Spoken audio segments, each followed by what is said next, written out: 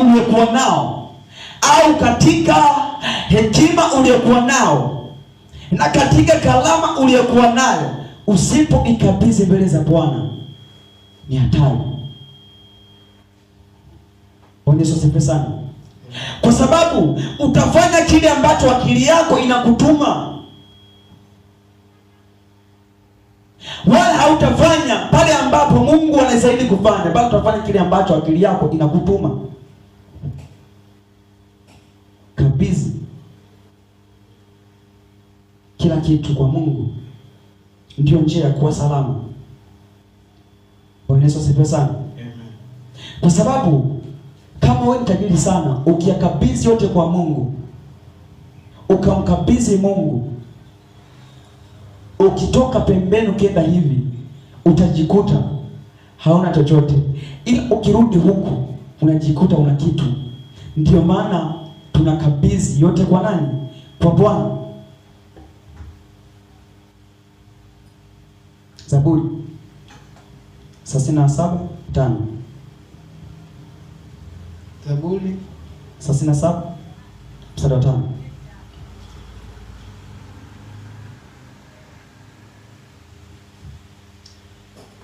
Mkabizini Bwana njia yako. Mkabizini Bwana njia yako. Mtumaini yeye naye atatenda hili. Mtumaini Bwana naye atatenda hilo ulilokuwa nalo. Yeye anasema kuwa yeye afanyaye haki, anayefanya haki yako ing'ae. Hiyo haki yako unapoona umeng'aa sana kama mapambazuko, hukumu kama jua la, anasema yeye anapohukumu ni kama jua la adhuhuri. Tulia mbele za Bwana. Tulia, usiwe na mapepe, kuwa mbele za Bwana. Na umngojee kwa uvumilivu. Usisumbuke watu. Usisije ukasumbukia kwa watu. Wanapofanikiwa katika njia zao. Wanapotekeleza mipango yao miovu. Bwana Yesu asifiwe sana. Yeah. Usisumbukie kwa watu. Amen. Amen. Ndio maana mahali pengine ukisema inakwambiaje?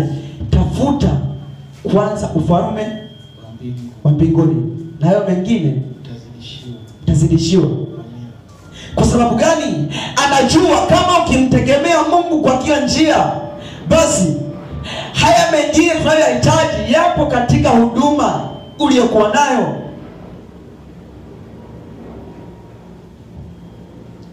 Hicho ambacho tunakiwaza sasa hivi, unachokifikiria katika akili yako, kifanye.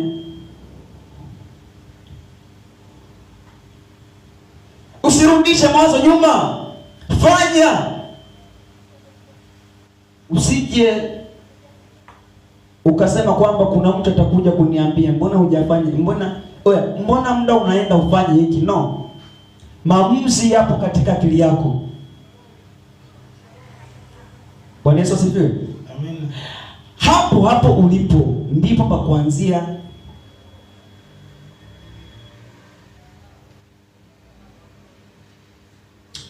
Fungua Yeremia 17:7. Mahali ulipo ndipo sehemu ya kuanzia. Usipofanya wewe, wengine watafanya. Na Mungu kama ameshakupa kitu, anaona ukifanya, atampa mtu mwingine afanye badala yako wewe.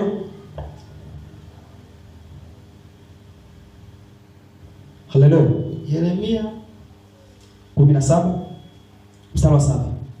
Lakini ndio amekubaliwa mtu ambaye tumaini lake ni katika Bwana. Lakini amekubaliwa mtu ambaye tumaini lake lote lipo kwa nani? Kwa Bwana. Kwa Bwana.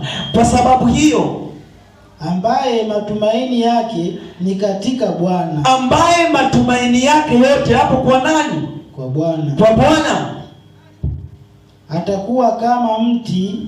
Huyo mtu atakuwa utakuwa ni kama mti uliopandwa, ambao umepandwa kando ya maji, uenezao mizizi yake karibu na kijito cha maji. Yaani huyo mtu anafananishwa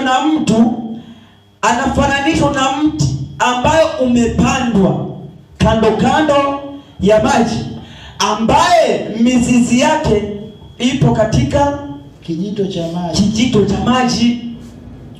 Maana yake ukishakuwa mtu wa design kama hiyo, iwe ni mvua, iwe ni jua, bali wewe una nini? Una heri. Hauogopi wakati wa joto, wala hauwezi kuogopa kwamba wakati huu ulipo ni wakati wa joto. Ujapo majani yake ni mabichi, hata kama majani yamekuwa ni mabichi, wewe utabaki unasema Yesu ni Bwana. Hauna hofu katika mwaka, hauwezi kubadilishwa na mtu yoyote, wala kuwa na hofu na mtu yoyote, na utaacha kuzaa matunda. Haleluya. Amen. Bwana Yesu asifiwe sana. Amen. Fungua Isaya 40. Mtu kama huyo anayemtegemea Mungu wakati wote, Biblia inasema anafananishwa na mti ambao umepandwa kando ya mto. Manake mtu wa design kama huo, yaani jua liwake, mvua inyeshe, 40 mstari wa 31. Wakati wote yeye anajiona ni mtu ambaye yuko salama. Kwa hiyo mtu anayemtegemea Mungu amefananishwa na mtu wa design kama hiyo. Bali wale wamtumainio Bwana atafanya upya nguvu zao. Anasema yeye anafanya upya nguvu zao.